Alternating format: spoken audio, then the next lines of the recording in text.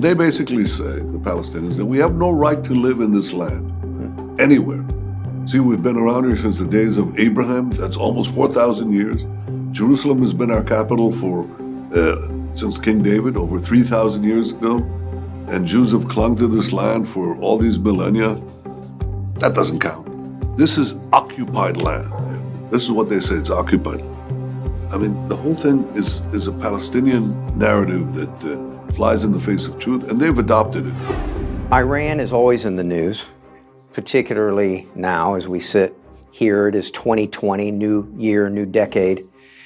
You, Mr. Prime Minister, have been talking about Iran forever. It feels like it's been one of your main issues. Why is the world just catching up with this regime's craziness? Well, for a long time, I had to stand alone because no one would understand how dangerous this regime was and how dangerous the world would be if the tyrants of Tehran acquired nuclear weapons, developed nuclear weapons. And I had to wage a long and lonely struggle to convince the world. I had to go to the U.S. Congress to argue. It wasn't an easy decision to go against the wishes of a sitting American president, but I thought that the future of my country, the existence of my country, was imperiled.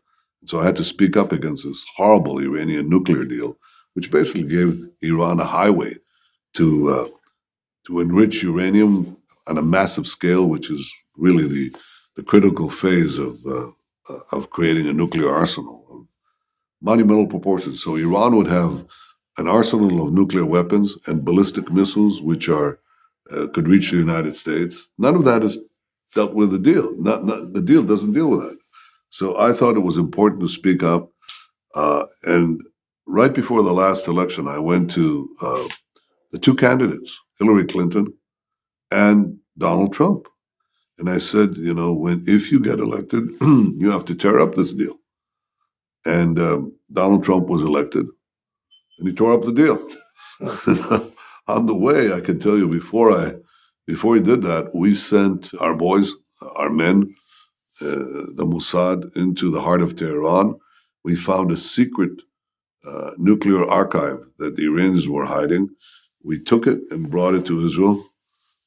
And I brought the material, 100,000 files. And the summary of that material I brought to the Oval Office, showed it to President Trump. And, he just said, I'm out. That's it. And he walked out, just as he promised.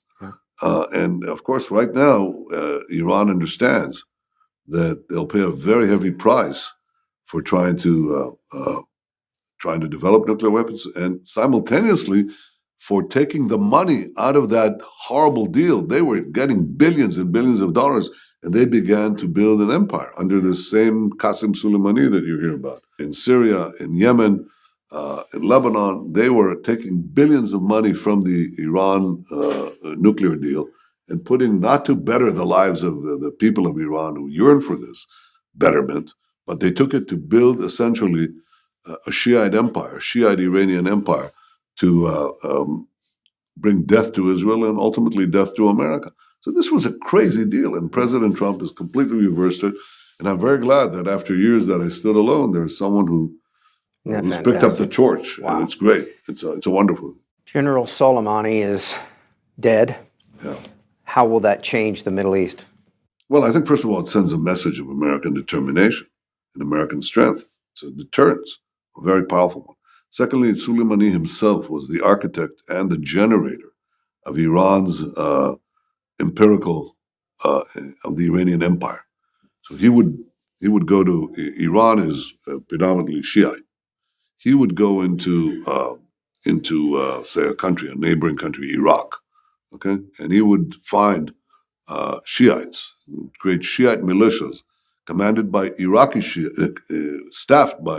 manned by Iraqi Shiites, but commanded by his own officers, Iranian officers. Same he would do in Syria, same he would do in Yemen.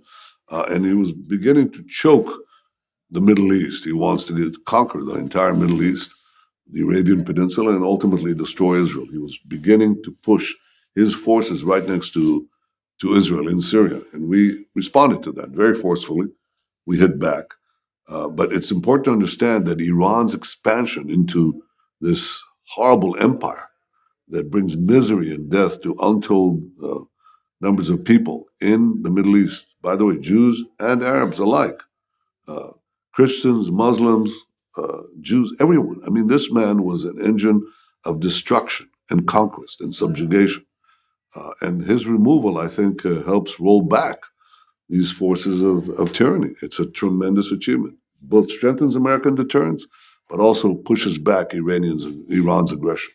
Here in the year 2020, Israel is hosting the 75th anniversary of the closing and the destruction of Auschwitz. 45 some odd heads of state are coming. How is this important to Israel and the messaging that'll come out of that conference? Well, 75 years ago, during the World War II and the great Holocaust that ensued during it, we were totally helpless. We were like a wind-tossed leaf, and they took the leaves and put them in the ovens of Auschwitz. And there was little that we could do. We couldn't do anything. And when help came, it came too late. 6 million of our brothers and sisters, a third of the Jewish people, went up in flames. There was nothing we could do. Now, after the Holocaust, the state of Israel was established. And the attempts to destroy the Jewish people have not disappeared. Iran openly declares every day that it wants to wipe Israel off the face of the earth. And by the way, Israel has today a population of more than 6 million Jews. I can tell you that. I mean, we're now at 7 million Jews and 9 million population altogether. A very powerful country, ranked 8th power in the world. We're only 9 million people. Isn't that amazing? The 7 above us all have hundreds or millions of people, or over 1 billion people. We're 9 million. Very powerful because of our spirit, our brains, and our hearts. And so we now have the capacity to defend ourselves. And I think the lesson of Auschwitz is, one, stop bad things when they're small. And Iran is a very bad thing. It's not that small, but it could get a lot bigger with nuclear weapons. And I think the first thing is stop that. And second, understand that the Jews will never, ever again be defenseless in the face of those who want to destroy them. These are the two things that I think are important. The ICC is a subject that's come up of late, and I want your thoughts on that, sir, please. Well, the ICC is the so-called International Criminal Court. Is supposed to be trying genocidal regimes that don't have proper legal systems against major atrocities. Now, they've decided that Israel doesn't have a proper legal system. We're the only democracy in a very broad radius, as you know. But here's the thing that they decided that will really roil up your audience. I mean, they've decided to declare war on the Bible. That's right. They say that if Jews live in the land of Judea, that's where Jews come from, that if we live in the land of Israel, we're committing a war crime. That's what they actually said. And officials, present and former, are going to be investigated for this war crime. The war crime is for Jews living in the Jewish land. That's it. And it is so outrageous. It's so defiant of history and truth and our common values and traditions that I think that everybody should rise up against this. The U.S. government under President Trump has spoken forcefully against the ICC for this travesty, and I urge all your viewers to do the same and to ask for concrete actions, sanctions against the International Court, its officials, its prosecutors, everyone. It sounds so bizarre that it needs a little bit of backstop. Help our audience. I mean, if you take this at face value, it sounds ridiculous. It is. So how did a ridiculous narrative even start? Take us back a little bit. Well, because the ICC has been taken over essentially by the Palestinians. And the whole third world narrative that used to be there doesn't even reflect what's happening in many parts of the Arab world that are coming closer and closer to Israel. They're sort of stuck. 20 years ago, in the old review, and the Palestinians can do no wrong. Tell them whatever they say, we should follow. And they basically say, the Palestinians, that we have no right to live in this land anywhere. See, we've been around here since the days of Abraham. That's almost 4,000 years. Jerusalem has been our capital since King David, over 3,000 years ago. And Jews have clung to this land for all these millennia. That doesn't count. This is occupied land. This is what they say, it's occupied land. I mean, the whole thing is a Palestinian narrative that flies in the face of truth, and they've adopted it, hook, line, and sinker.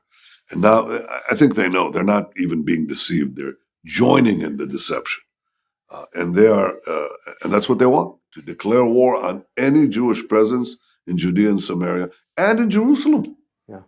They say, according to their idea, the Western Wall of the Second Jewish Temple, where Jesus preached and where he overturned the tables of the money changers and so on. The whole core of this history, this is not Israel. It's Palestinian. Can you imagine? It's not Jewish. By the way, I think Jesus may have been born in an occupied land too. He may have been born illegitimately too. I mean, the whole thing is ridiculous. It's absurd. Yet this absurdity is now going to be turned into actual policy of investigating Israel and Israelis for war crimes. And I think, enough is enough. People have to stand up and say, this is absurd. By the way, they also want to do the same to American soldiers, Israeli soldiers, British soldiers. They say that they're involved in war crimes. You see, they don't do anything about Iran. They don't do anything about Syria. They don't do anything about other cases of horrible violence, death, massacres. Nothing.